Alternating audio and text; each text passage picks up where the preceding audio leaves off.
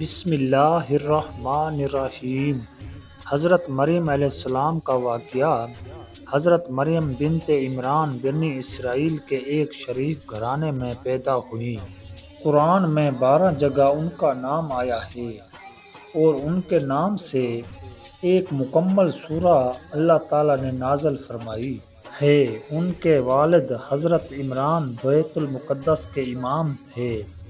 حضرت مریم بچپن ہی سے بڑی نیک سیرت اور پاک دامنی میں بے مثال تھی۔ اللہ تعالیٰ نے اس وقت کے تمام عورتوں پر انہیں فضیلت عطا فرمائی تھی۔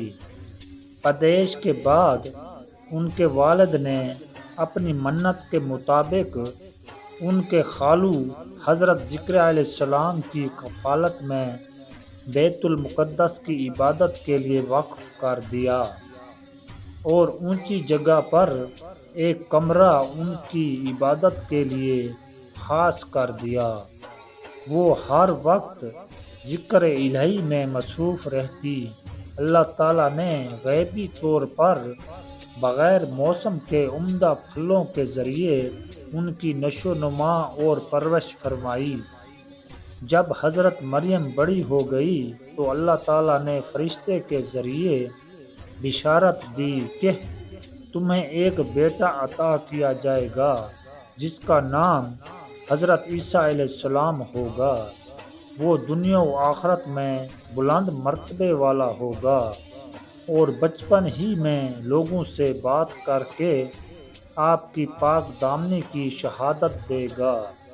قرآن میں اللہ تعالیٰ نے حضرت عیسیٰ علیہ السلام کے ناموں کا ذکر مختلف اعتبار سے 59 مرتبہ کیا ہے۔ ان کی پیدائش اللہ تعالیٰ کی قدرت کی ایک بہت بڑی نشانی ہے۔ ایک دن حضرت مریم علیہ السلام کسی وجہ سے بیت المقدس کی مشرق کی جانب گئی ہوئی تھیں کہ اچانک ایک فرشتہ نے یہ خوشخبری دی کہ اللہ تعالیٰ تم کو ایک بیٹا عطا فرمائے گا جس کا نام عیسیٰ بن مریم ہوگا۔ حضرت مریم نے کہا میری تو شادی بھی نہیں ہوئی، لڑکا کیسے ہوگا؟ فرشتے نے کہا اللہ کا فیصلہ ایسا ہی ہے اور یہ اللہ کے لیے آسان ہے۔ پھر ایسا ہی ہوا۔ حضرت عیسیٰ علیہ السلام اللہ کے حکم سے بغیر باپ کے پیدا ہوئے۔ جب لوگوں نے دیکھا تو بہت تعجب کیا اور کہا تم نے یہ کتنا بڑا گناہ کیا ہے۔ حضرت مریم نے کوئی جواب نہیں دیا بلکہ بچے کی طرف اشارہ کر دیا اور بچہ بول پڑا میں اللہ تعالیٰ کا بندہ ہوں، اس نے مجھے کتاب دی ہے اور نبی بنایا ہے، میں جہاں کہیں بھی رہوں خدا نے مجھے بابرکت بنایا ہے اور آخری دم تک اللہ نے مجھے نماز پڑھنے اور زکوٰۃ ادا کرنے کا حکم دیا ہے اور اپنی ماں کا فرما بردار بنایا ہے۔ میری پیدائش، میری وفات اور پھر دوبارہ زندہ ہونا میرے لیے خیر و برکت اور سلامتی کا ذریعہ ہے۔ بچے کی ایسی باتیں سن کر قوم حیران رہ گئی اور حضرت مریم علیہ السلام سے ان کی بدگمانی عقیدت میں بدل گئی۔ اگرچہ حضرت عیسیٰ علیہ السلام کی گواہی سے بنی اسرائیل کے سامنے حضرت مریم کی پاک دامنی ظاہر ہو گئی اور ان کی بدگمانی دور ہو گئی اور حضرت عیسیٰ علیہ السلام کی تربیت و پرورش ماں کی شفقت میں ہوتی رہی، مگر پھر بھی قوم کے شر پسند لوگوں کی طرف سے ان کی پیدائش پر بدگمانی اور حضرت زکریا علیہ السلام کی مظلومانہ شہادت کو حضرت مریم دیکھ چکی تھی، اس لیے وہ قوم اور ہیرود بادشاہ کے ڈر سے اپنے بیٹے حضرت عیسیٰ علیہ السلام کو لے کر اپنے رشتہ داروں کے یہاں مصر چلی گئی اور 12 سال وہاں رہنے کے بعد پھر ان کو لے کر بیت المقدس واپس آ گئی۔ اس طرح جب حضرت عیسیٰ علیہ السلام کی عمر 30 سال ہو گئی تو اللہ تعالیٰ نے قوم کی ہدایت و اصلاح کے لیے نبوت عطا فرما کر آسمانی کتاب انجیل نازل فرمائی۔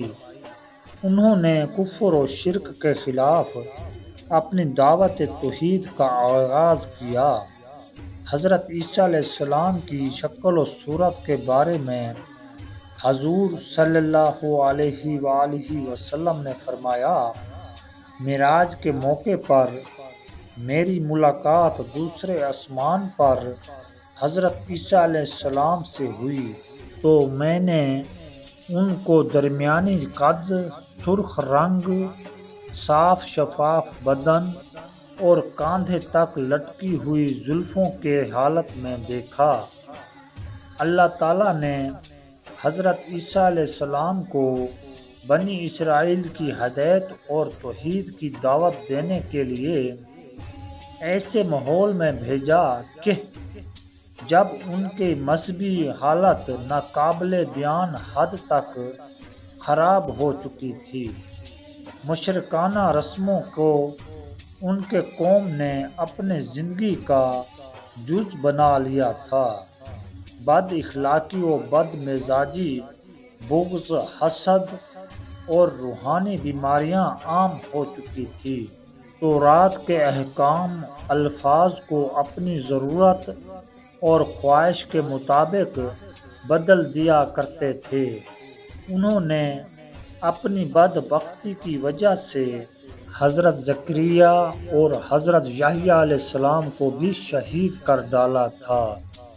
ان بگڑے ہوئے حالات میں حضرت عیسیٰ علیہ السلام نے اپنی قوم کو اللہ کی عبادت کرنے اور اس کو اپنا رب ماننے اور سیدھے راستے پر چلنے کی دعوت دی اور فرمایا کہ میرے اوپر نازل ہونے والی مقدس انجیل اس تورات کی تصدیق کرتی ہے جو حضرت موسیٰ علیہ السلام پر نازل ہوئی تھی، اور یہ بھی فرمایا میرے بعد ایک نبی آنے والے ہیں جن کا نام آسمانی کتابوں میں احمد ہے، تم ان کو سچا اور آخری رسول ماننا اور ان پر نازل ہونے والی آخری کتاب قرآن کریم پر ایمان لانا